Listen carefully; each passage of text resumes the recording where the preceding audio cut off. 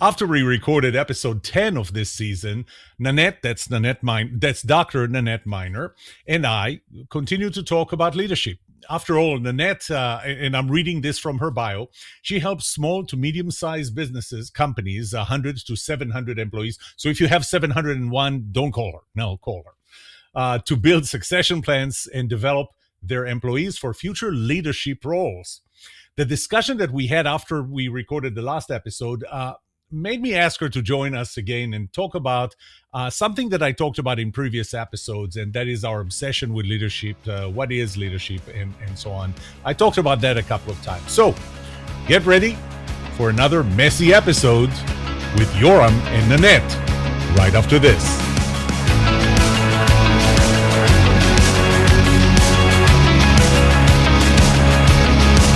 Welcome to The Trust Show. I'm Yoram Solomon, your host, the author of the Book of Trust, and facilitator of the Trust Habits Workshop. My mission is simple. I want to help you form habits that build your trustworthiness, because the answer to this question will have the biggest impact on your personal and professional success or failure. Can I trust you?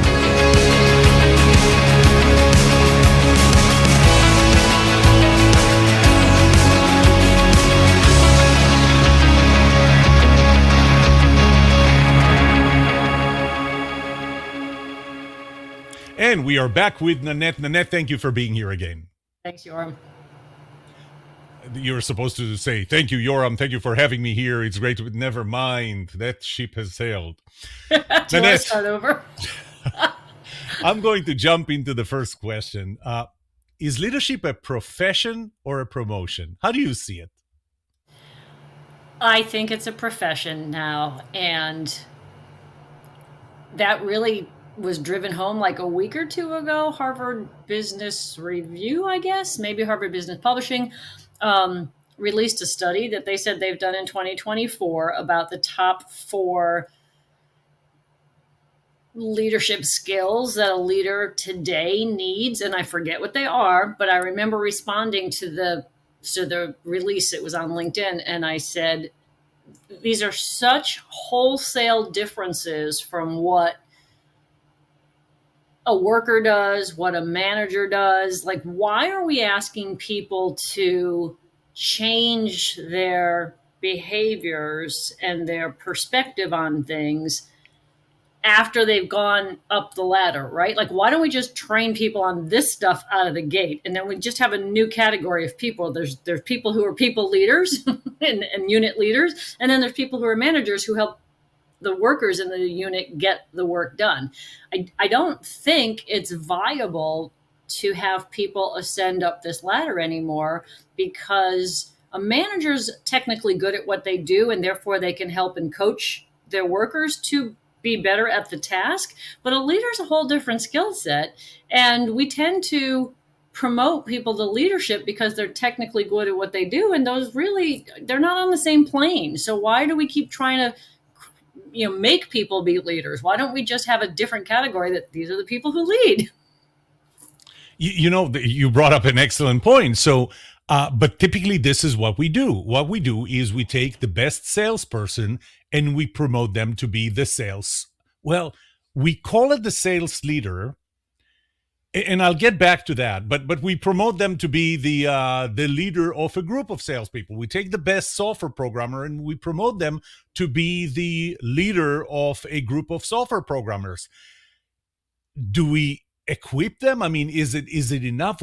Don't we still look at leadership as, you are the best in what you do as an individual contributor, so we promoted you to a leader because leadership is promotion? Do we do that a lot? Because leadership is a promotion. And I think we have to nix that idea. Because if you think about it, why would you want to lose your best salesperson?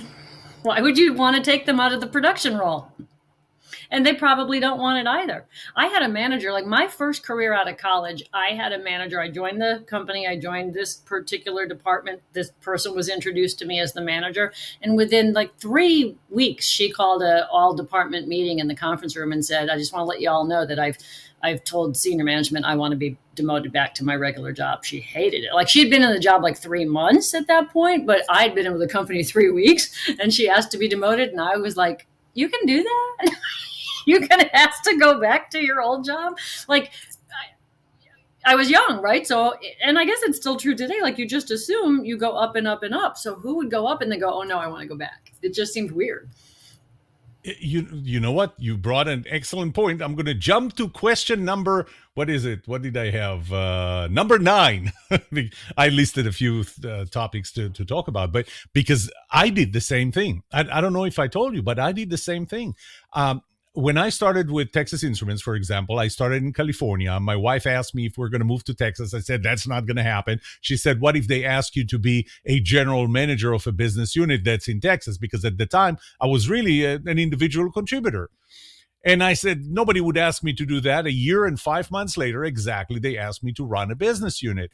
And I came in and I ran the business unit, and I did that for a year.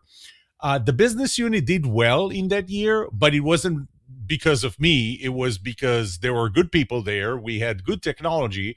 The market did the right things for us in 2004. It wasn't because of me. It was in spite of me. Right. And at some point, I came back from a week with the Center for Creative Leadership, and I came back and I said, I don't want to be a leader anymore. I want to go back to be an individual contributor. But is there a stigma? I mean, I think the answer is yes, but I want to hear from you.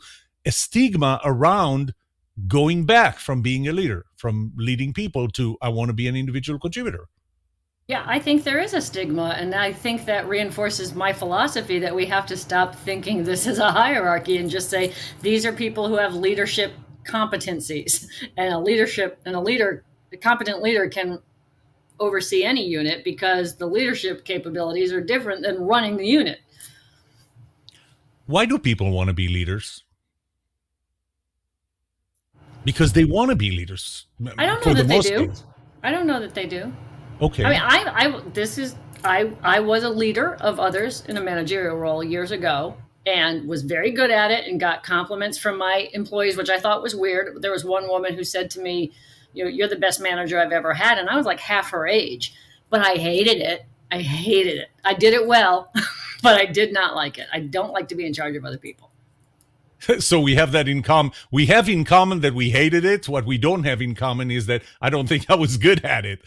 But if I was tasked to be a leader, I feel like that's different, right? So I guess I just proved your point because I really was a manager, getting work. So managers get work done through other people, and I think leaders are more overarching, right? They collaborate more with the rest of the organization and understand the values and the goals and the mission of the company. And is my unit or my department working towards that as opposed to working? So that's an interesting perspective. The distinction between leadership and management. To me, the distinction between the leadership between a leader and a manager is one word, and that's authority. A manager has authority, and he or she have authority because they can determine who gets promoted, who gets to do what, who does what, how much money you're going to get, and if I need to fire you. That's what a manager does, whereas a leader is someone who leads others to do certain things without having the authority. But it sounds like you have a little different perspective. No, I agree with yours as well, but for this conversation, I would say our definition of a leader is what we think of as a hierarchy, so they're higher than a manager. But you're right. A leader is anybody who can influence others. Right? But you brought an interesting point, because if we consider leadership as being able to influence others without having the authority, and management is you not so much influence as it control others with the authority. Right. But I don't think that in corporate America, when you say leader, you mean the classical phrase that we just used, because you have the leadership team. Who's the leadership team? It's not the people who can lead others, who can influence others, a group of people who can lead others, influence others without authority. It's the top managers, but we call them the leadership team. Right. So it's a misnomer all the way around. We just need to start over. Okay. So before we start over, I'll ask this question. Do we have an obsession with leadership? So I want to read a few statistics that I collected. EFMD in 2010, this is from 2010, but they said they did a study and they found that leadership was the number one topic pursued by more than 90% of corporate buyers for education, more than 90%. The second topic was general management. Leadership development industry is over $366 billion globally. There was a survey of 3,000 global HR and business leaders. 89% stated that leadership is important or very important issue. I have those on and on and on. Are we obsessed with leadership? Yes. Don't you think so? I Why? mean, you and I are on LinkedIn all the time. Don't you think every third post is something about leadership? I mean, that could be too because we curate those things for ourselves. But yes, Because of the LinkedIn algorithm, we get yeah, everything on leadership. exactly. Scratch that. Never mind. But yeah, I do think we are, and I do think we are, and I do think it's because it's done so poorly. It's so obviously poorly done that we're constantly striving. The general population is constantly striving to figure out what is it and how do I do it and how do I teach others to do it and what does it look like in practice and how do I recognize it when it's done well. And so there's so many angles to leadership where I feel when I help companies with their leadership, with their leadership development, I'm really trying to make a well-rounded business person. So for years, I worked in training and development, technically still do, but I designed training for companies and then handed it back to them for implementation. I was an instructional designer. And around 2015, I realized that I was part of the problem of companies not having business people anymore because I had been designing all this training for a job. And so we have a whole bunch of specialists and we have a whole bunch of silos in organizations, and we don't have anybody who knows how to run the company anymore. And that's why I focus on small and medium-sized companies because it's so critical for them. A bigger company can kind of float for a while. Like my husband didn't have a boss for almost a year, a couple of years ago, and the company kept functioning. So bigger companies can kind of overcome that. But smaller companies, if you promote somebody to a leadership role, but they really don't have business intelligence, that, the ability to lead others is not going to solve that. Right. So I'm really concerned about smaller companies who don't have people with business intelligence and leadership capabilities to be able to guide us into the next generation. You know, it struck me as you tell me what percentage of people who are offered a leadership position, which we already know the term leader and manager are blurred, but what percentage of those being offered that position would actually say, no, I don't want it? I think zero, probably, because it seems like you're disrespecting the person who chose you. You have to presume somebody put some thought into why they chose you. Although honestly, when I was promoted to a manager, I think it was just because, I had the longest longevity. I don't think they put any That's thought another into good it. reason to be promoted, to be a Yeah. leader. Yeah. They had to get rid of the person who was managing the department, and there I was. So I think that's how I got it. So I think you would feel like you were disrespecting somebody who chose you. Like how many people are proposed to for marriage and go, no, no, no. Like it's not a lot, right? Because you feel like you're disrespecting the person who chose you. And there has to be some kind of rationale behind why they chose you. And it does look like an opportunity. So who would turn down an opportunity? Okay, now you're talking. I would be, I don't think that I agree with you that the number one reason to not say no is because I'm afraid to disrespect the person. I would think that the number one reason is the first thing that comes to mind is money and Right. power. I Right. get more money. I get more power. I get to tell people what to do. I teach entrepreneurship classes, and you know what? The number one reason when I ask them, so I have a class, 40 students, and I ask them, why do you want to be an entrepreneur? If you want to be an entrepreneur, why would you want to be an entrepreneur? Reason number one, so I don't have so I don't have a boss. I don't want a boss. So it's all about the status, the position. I would say that the number one reason why people would not decline leadership position is, let's face it, there was a study that said that today the average, actually, I think it was 2017, so not really today. I'm going to guess it's even worse. The ratio between the salary of the CEO and the salary of the average employee, not the bottom, the average employee was 363 to 1. I remember that. Yeah. So the reason that people, I think, want to be leaders slash managers, because the terms are blurred, is money and power. It's not, I would say that the last reason to say no is to offend somebody who chose me. Yes, but you might not get the opportunity again either if you say no once. Like maybe you just it's just not the right time in my life, and then they move on. So, but to your point, like you see, my tagline for the company here is leadership from day one. That's why I feel like we have to teach leadership skills the minute somebody walks in the door, so that they are prepared for that promotion when we choose them. But what most companies do is promote you first and then say, okay, now we want you to change your behavior. So let me That's a ask struggle. you, can anybody be a leader? I don't think so. Me neither. So how do we choose? How do we say, I think that this is going to be a two-part question. The first question is, how do we actually say, you know what, this would be a good leader, this one would not? And the second part is, how do I, the employee, say, or get the tools to say, I don't think I should be a leader? I mean, why did I have to spend a year and move to Texas? Not that I don't enjoy Texas.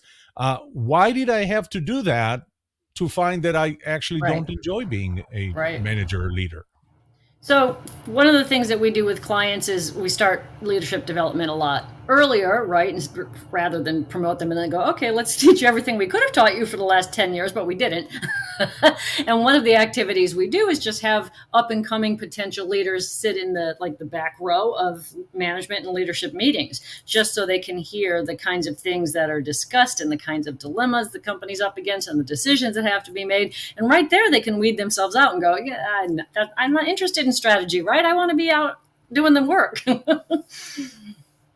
And so, but then there is the stigma that I don't want to go back. So is there a way, and I remember struggling with this question back 2001. I did a summer at Stanford with other leaders. I was a vice president in a company at the time in California. And that was one of the things we all struggled with. How do we make sure that only the right people get promoted? One, without hurting their feelings, but two, actually having the tools. Well, what are the tools? How can you tell this person is going to be a good leader and this one is not? Well, again, it goes back to our leadership from day one philosophy. We give everybody the same leadership development. Yeah. I feel that we call it leadership skills because we wait generally till we promote someone to a leader and then say, let's give you these skills. But if you think about it, teaching people to be a better communicator or a problem solver or a decision maker or working better collaboratively, like those aren't reserved for leaders. So why don't we just give everybody those skills? And I feel like if we start teaching people at 22, 24 years old en masse, so everybody has, I still develop curriculums, right? So now I'm like, year one, everybody's doing communication skills. At year two, everybody's doing business acumen. At year three, everybody's doing like self-improvement, self-assessment, self-management skills. It helps you, to know who could be a leader, because at year three, people should have mastered these skills. And if they haven't, it's not something that they're interested in. But the flip side of that is people who do enjoy leading others and enjoy, kind of setting goals and going for them and, what's next for me, those people rise to the top. But meanwhile, everybody else at least got better at communicating and understanding the financials of the company and who your customers are and who your competitors are and how do you make money. I can't tell you how many companies I work with where people at lower levels of the organization can't really tell you how they make money, or more importantly, how much money they keep. Like they just have jobs. They don't understand how the business runs, right? And I think that's why a lot of people move around too. Is like a job is a job. I could get this job somewhere else. But if you had a more vested interest in what your company did and how it fits into the industry and how your job fits into the company, I think people would stick around longer. So here's an interesting dilemma. You're you're training someone to become a leader without any specific plan of that person becoming a leader. as they're going through the experiences of what leadership includes, uh, they go, I don't think I want to be a leader, yet you think that they could be a leader. How do you resolve that? You try and convince them, or do you say, well, if you have a person here that says, I don't want to be a leader, and they do understand what leadership means, let's not force them? Correct. But also, that doesn't really happen because the people who do want it and enjoy it naturally rise to the top, and the other people naturally step back.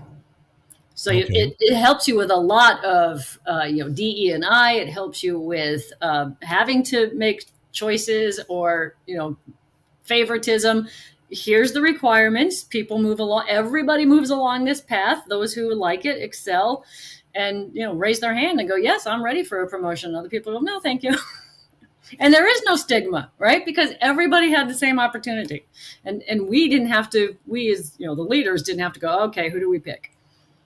But you just used the P word. You said promotion. Well, that's the other P word. There's profession too. They both start with P. I wish they started one with another letter. But you said promotion. So we're preparing people to, again, we call it leadership, but we really mean management. We really mean managing people. Should there be a training program that focuses on leadership through influence without authority?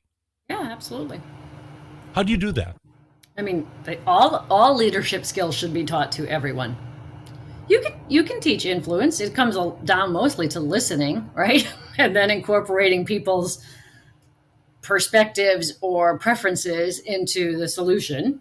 And if you can't do that, then a thorough explanation about why your point was valid, but we have to go this way because how many people go, well, management is so stupid. I don't know why they made that decision. Because they don't explain themselves. By the way, if you ask me, even with someone who is not planned at any point in time to be a leader, should get a good visibility of the big picture and the understanding of the Right. boundaries that they have to work with. Because to me, even as a leader, I always preferred for the people who reported to me to understand my boundaries, the boundaries that I have to live by. Right. Because once they understand my boundaries, I don't need to tell them what to do. They understand it by themselves. So without even a plan for them to get promoted. Right. Well, you see, I use the P word again. Yeah. Well, because that's the way it's designed right now. I mean, if you and I are going to go out there and change the world, we got to move fast and change the normal ascension of titles. But to your point, I met a fellow 100 years ago who was a firefighter who then joined the city town council or whatever. And I remember asking him why he chose to do that. And he said, because as a firefighter, I thought they made a bunch of dumb decisions and, didn't take us firefighters into consideration with budgets and stuff. He goes, so I joined the council so I could make a difference. He goes, and then I realized, then I learned why they make the decisions they do. Which is great. I remember the same thing when I ran for school board and realizing a lot of things and a lot of the restrictions and a lot of the limitations. Is the Peter Principle still valid? That people get promoted to their level of incompetence? I would say yes, but that is not with any firsthand intel. You don't think that we're promoting a person and, as long as they're doing well here, we're going to keep promoting them and keep promoting them. And once because we have that stigma of not going back, right. So we end up promoting them to a level that they're not competent at. And then they get stuck. Probably, but I don't work inside large organizations enough to know if they're still doing that. That's right, 700 or less. That's right. Not 701. So it was 700 or less. Basically, everybody is all hands on deck kind of methodology of running the company. Like everybody has an important role, and that's why it's so critical to make sure you have a pipeline of future leaders. Because if you lose one, another one doesn't just magically appear. Yeah. Here is where, to me, trust comes in, right? I'm the best sales manager or salesperson. I'm the best salesperson. So I get promoted to be the sales manager. The thing is, I'm still the best salesperson. Right. And one of the things that research showed, part of it was my research, was that there is a correlation between the level of autonomy, the amount of autonomy that you get, and your both creativity and productivity. Even for salespeople, their productivity depends on the amount of autonomy they're going to get. You know, the moment you start telling them, do this, now do this, and they're not going to be productive because they're going to do what you tell them and not what they think is the right thing to do. So I'm better. Let me step back. So 47.4% correlation between autonomy and productivity or creativity. But to give autonomy, I found the 67% correlation between do I trust them or not. If I trust them, I'm 67% more likely to, and I'm just talking bottom quartile to top quartile, affects 67% of am I willing to give them autonomy? Well, the fact that I'm the best salesperson, that's why I got promoted, doesn't that automatically put me in a position that I'm not going to trust them because they're not as good as me, and therefore I'm not giving them autonomy, therefore they're not going to be productive? Yep, I agree. Well, that was a long answer for a very short question. Okay, we're going to try. This is yes, that's why we shouldn't be. Oh, sorry. So we have two sides of this coin. Should we be promoting the best person in the department to lead the department, and are people getting promoted to their level of incompetence? And if we do the little edge of the coin, the question is, are we promoting people who don't really want to be promoted but won't say no because they feel like that's the next step in their career? For salespeople, I think it's a different scenario because salespeople are often compensated with commission. So why would I step away from controlling my earnings to having a staged salary? So I think that question is probably different for a salesperson, sales manager role, but probably not.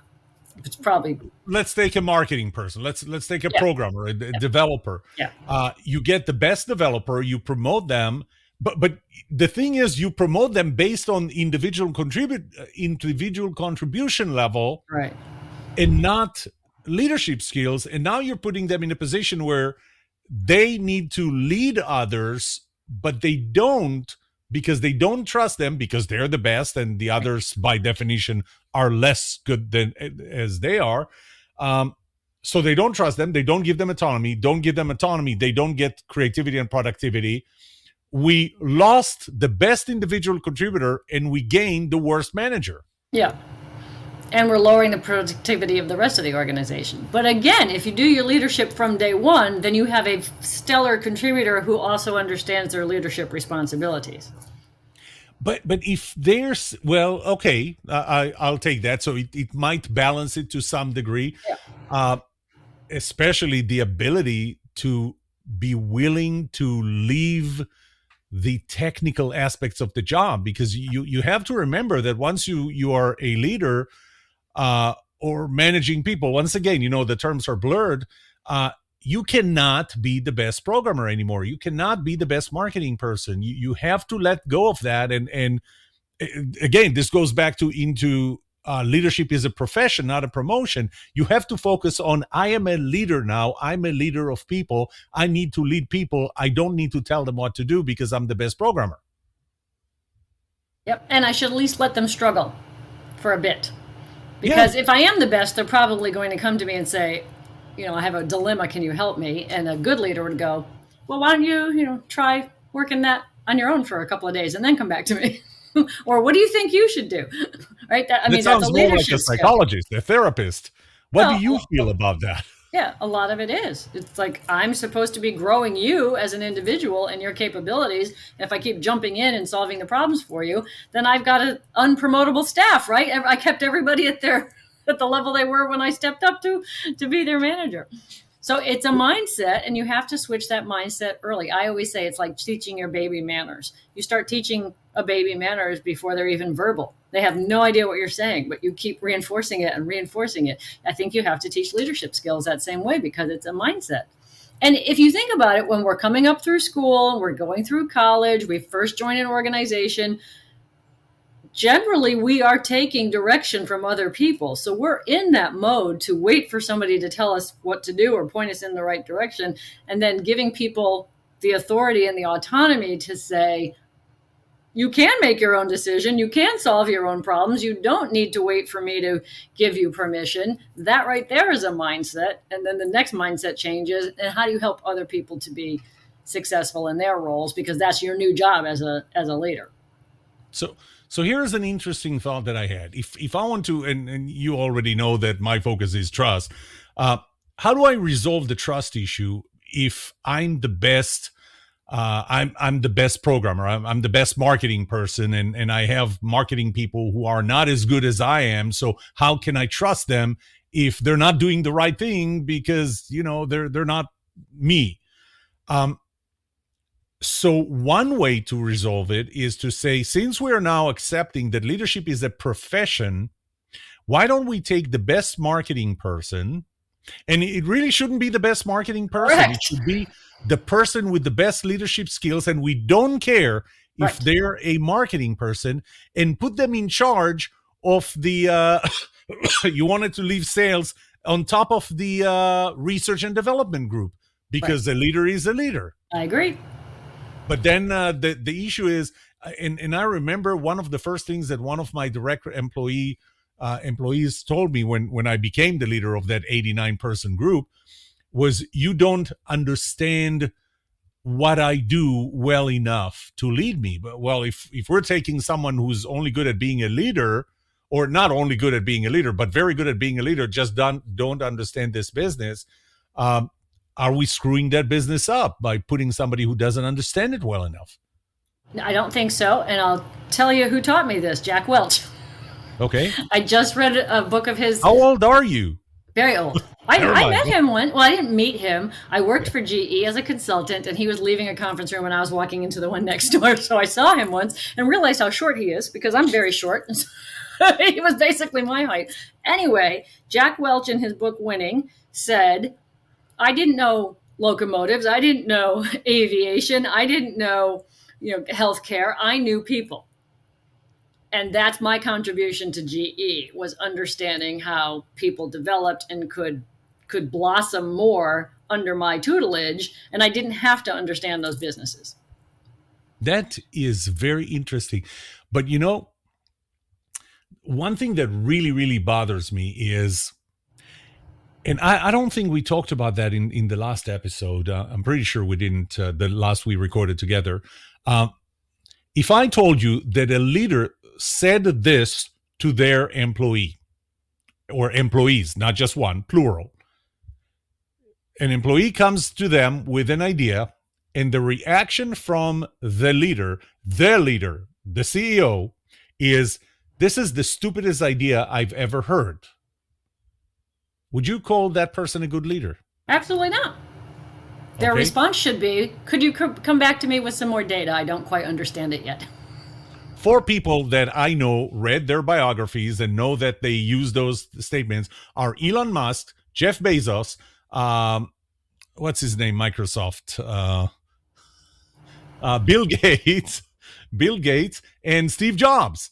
And we can't argue putting them as CEOs created, in Elon Musk's case, a group of companies that exceeded $1 trillion in valuation. For the others, every one of their companies exceeded $1 trillion in valuation. How can we say that's a bad leader? I will add a small caveat to that, in that those people are not leaders, they're entrepreneurs, and those were their businesses. Interesting. So leadership was foisted upon them. They weren't taught it. They by default had to become leaders. But to your point, how did people stay and continue to work with them when they were devalued? Well, I think that, we overstate sometimes that people stay with the company because of the leader. I enjoy the leader. I'm going to leave if I don't enjoy the leader. I enjoy the culture and all. Yeah. A lot of people stay there because they believe in what they do, they believe in what the company contributes to society, and they really enjoy the upside. Because if I got stock options and I'm in a company that goes from $100 million to $10 billion in 5 years, I get to see the upside, and that's part of why I'm here, and not necessarily to be covered by, I don't know what, by my leader. Yeah. Yep. That's a very interesting lane. We should go down that a different time, like the demarcation between a business owner, founder, and what they get away with, as opposed to someone we call a leader. That's, you know what? You're on. We're going to do an episode. If for only one reason. It's becoming the Yoram and Nanette show. I know. Maybe I need to rebrand it. But I had one of my students right now, as you know, I teach entrepreneurship at SMU. One of my students come to me and ask about this leader-founder dilemma. And that is, and he sent me an article about founders becoming leaders. There was a research article, and I look at that article that actually said that the best ones are the ones who actually started the business and not necessarily the ones that you drop. And I think in Apple's case, we saw that because Steve Jobs started the company, then it was kicked out, then it was brought back, and the company grew only when he was there. Yeah. Okay, but we'll talk about that another time. We're already at 35 minutes, so I think we're going to wrap it up. I did go through everything that I wanted to ask. So, Nanette, not everybody listening to us now heard episode 10. So tell us a little about you and how they can reach you. Sure. So I own a company called The Training Doctor. And like I said earlier, I did instructional design for many, many years. And then around 2015, there was kind of a perfect storm where the U.S. Census said that all the boomers were going to be out of the workforce by 2030.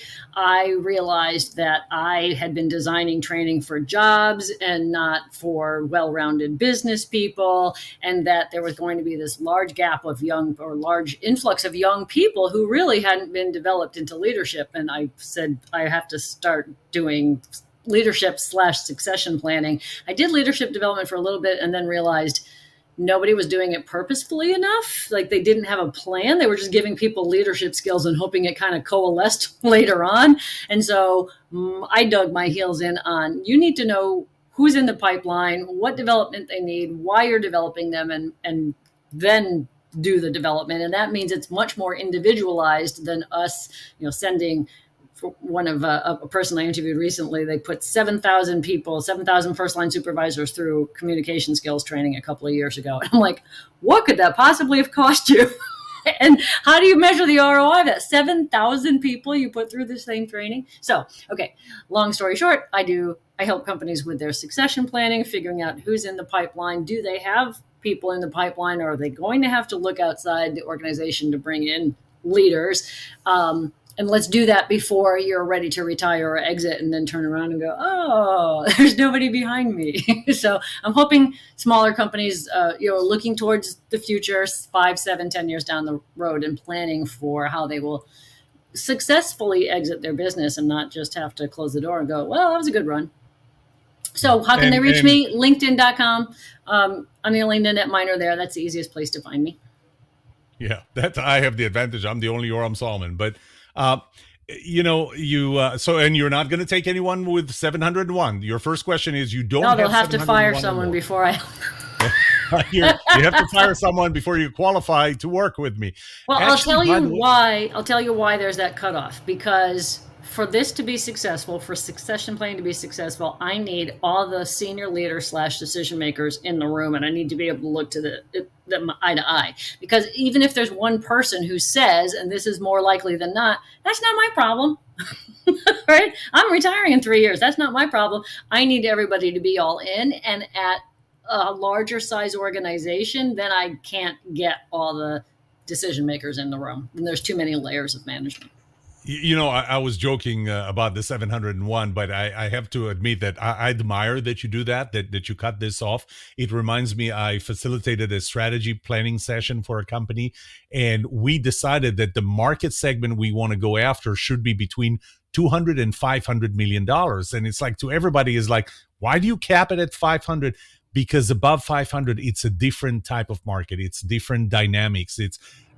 You can't create a strategy that would help you get into a $200 million market or a $2 billion market. And you're doing the same thing. So I actually admire you for doing that. You told us how we can get a hold of you. Let me just summarize this episode. We talked about, we still look at leadership as a promotion rather than a profession. The lines do blur between the definition of leader and manager. We call it a leader. We think manager. We do have an obsession with leadership. There is a stigma in coming back from leadership. And Nanette is probably leading in helping people realize, first of all, learn to be leaders before you put them in a leadership position, especially since you focus on succession planning, which makes it important. You got a lot of time to do that, but you focus on succession planning. And you don't disagree with me that maybe we take the best marketing manager and make them the leader of the planning department because they need to focus on being a leader. And you use Jack Welch as an example. So, Nanette, I'm pretty sure that we're going to have another episode together on the Nanette and Yoram show, the doctor's show. Not to be confused with any other Nanette and Yoram, because apparently there's none out there. So yes, at least not on LinkedIn. And if it's not on LinkedIn, it didn't exist. It doesn't exist.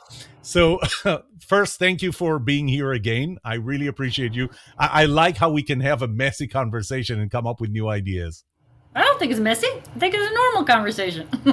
No, we let it go wherever it went. Well, to our audience, this is it for today. I hope we made you think a little differently about trust and, in this case, leadership. May trust be with you. This was The Trust Show. If you enjoyed this episode, like it, subscribe to this channel, and get informed when I release more episodes like that. And remember, the answer to this question will have the biggest impact on your personal and professional success or failure. Can you be trusted?